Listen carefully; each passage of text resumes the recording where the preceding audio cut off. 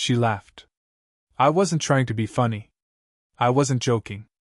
I asked her, dead serious, if we were exclusive. And she laughed. Then sipped her drink and said, God, you're intense. Intense.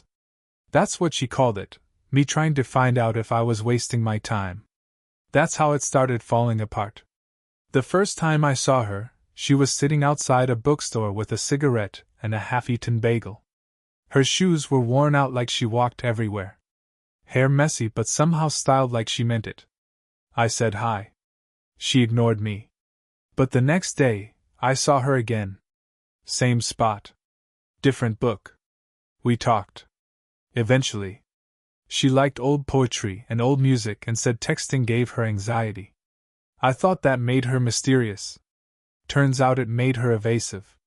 It didn't feel like a game at first. Late-night calls. Her falling asleep on the phone.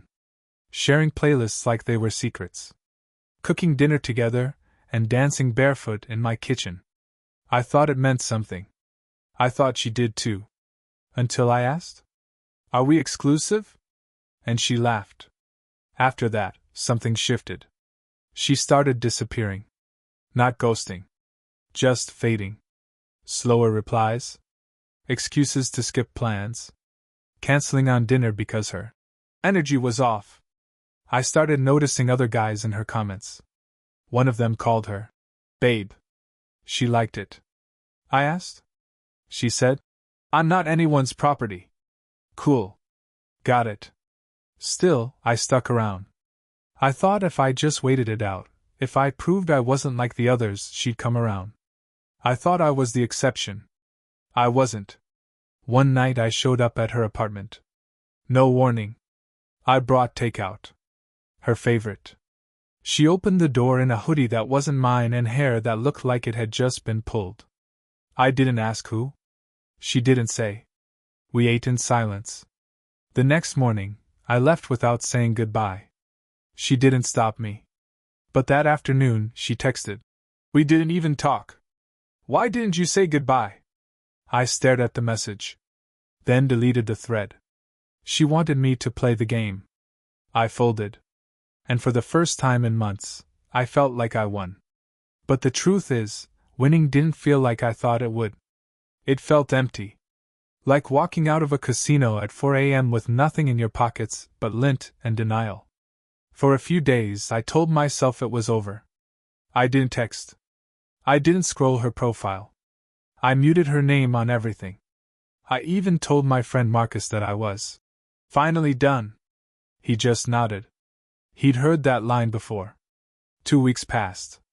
Silence. Then I saw her name again. Not a message. Not a call. A tag. Someone posted a photo from a party. She was there. Sitting in a guy's lap. Arms draped around him like she was home. It was the same smile she gave me. Tilted head. Eyes squinted. Like she was in on some secret. I stared at it longer than I should have. Tried to convince myself it didn't matter. But it did. Because that photo told me the answer she never said out loud. We weren't exclusive. We never were. I started seeing patterns I didn't want to admit. The way she never made future plans. How she always kept a foot out the door. How she used language like maybe, and sometime, and we'll see. Ambiguity wasn't an accident. It was armor. She built walls with vagueness and handed me a hammer, knowing I'd keep swinging. Then she called me. 3 weeks of silence, and she called like nothing happened. Hey, she said. Can you come over? I don't want to be alone tonight. I should have said no. I didn't. Her apartment smelled like incense and takeout. Same music playing. Same blanket on the couch. She didn't explain. Didn't apologize. Just curled into me like we never paused. We didn't talk about the guy from the photo. We didn't talk about anything. Afterward, she said, You're safe. That's why I called. I wanted to feel flattered. But all I felt was used. Safe is another word for convenient. The next morning, she made coffee. Hummed while she poured it. Asked if I wanted oat milk or regular. Like we were together. Like I didn't know better. I left after one sip. I tried to stay away after that. But she knew how to pull me back. A song sent at 2 a.m. A meme only we would get. A thinking about you text that always came right when I was finally starting to breathe. She didn't want me. She just didn't want me gone. One night I saw her at a bar. She was with someone. Not the guy from the photo. A new one. She saw me. Smiled. Walked over like it was casual. "You clean up nice," she said. I didn't smile back.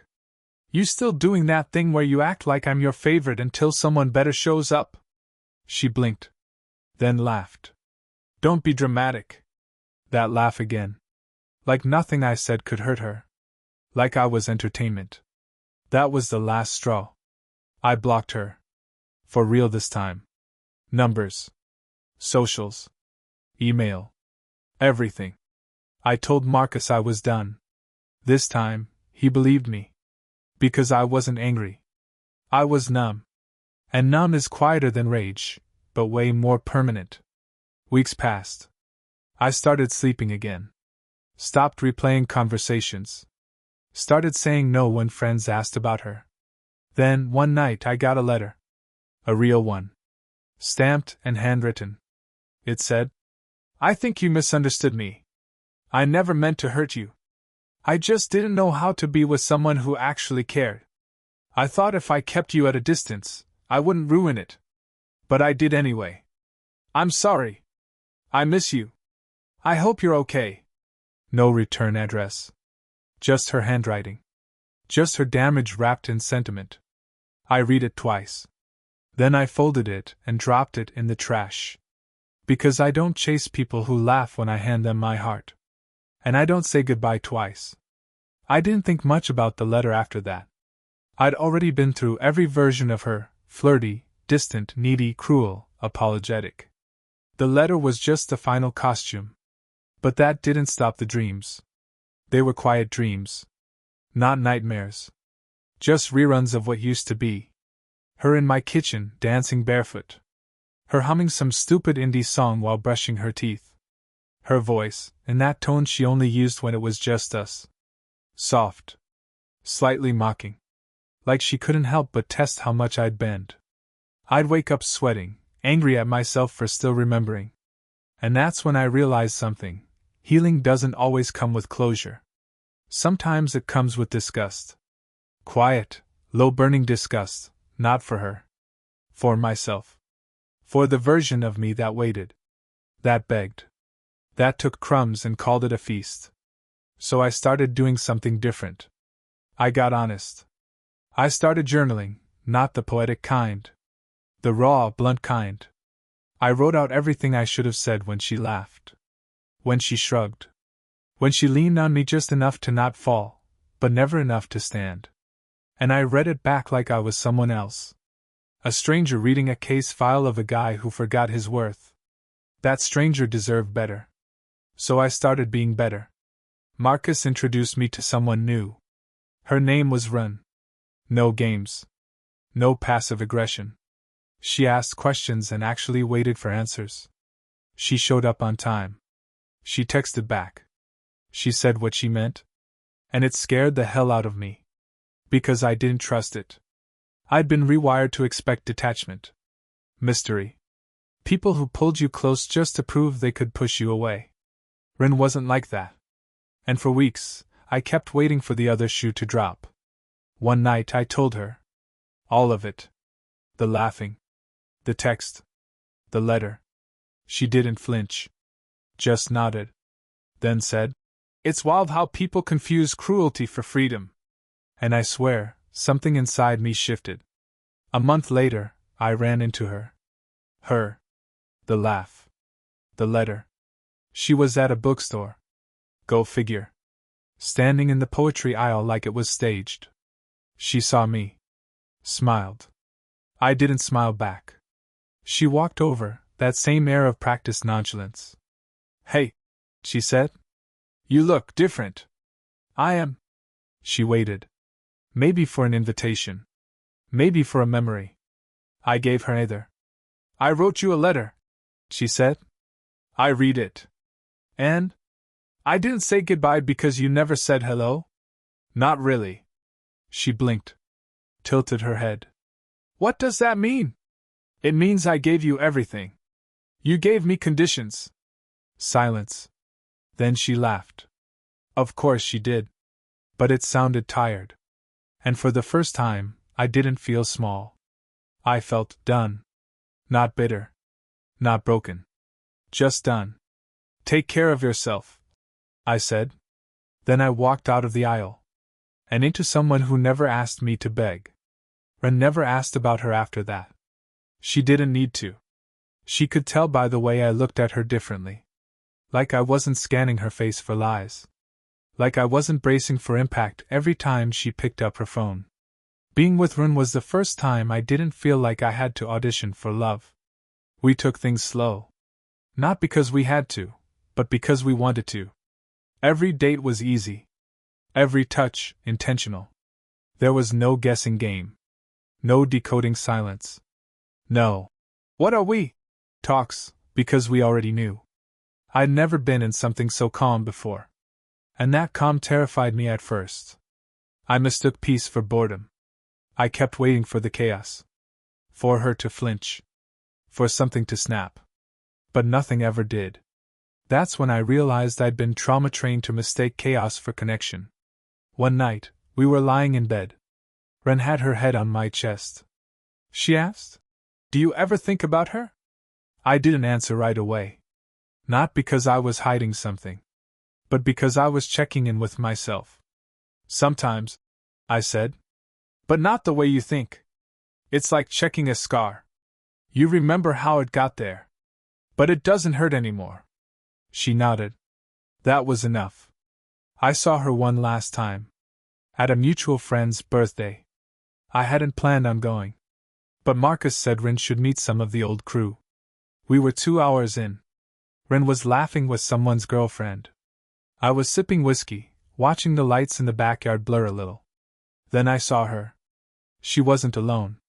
But she wasn't with anyone either. Just orbiting the edge of the party like she always did.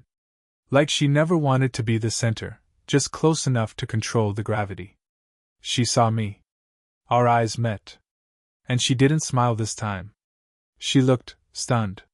Not because I was with someone else. But because I looked like I didn't need her. Because I didn't. She didn't approach me. She just watched. Maybe waiting for a nod. A glance. Anything. But I turned back to Ren. And that was it. Later that night, Ren kissed me in the car. She held my face like she was trying to memorize it. You look lighter, she said. I feel lighter. And I did. Not because I finally let her go. But because I stopped trying to hold on to the version of myself who needed her. Sometimes, people show up in your life just to teach you what love isn't. She taught me that love isn't indecision. It's not mixed signals or weaponized silence. It's not being someone's safety net while they climb towards someone else. It's not begging. It's not performing. It's not enduring. It's being met. And I am. Every single day. By someone who doesn't laugh when I'm vulnerable. By someone who doesn't ask me why I didn't say goodbye. Because she never makes me want to leave.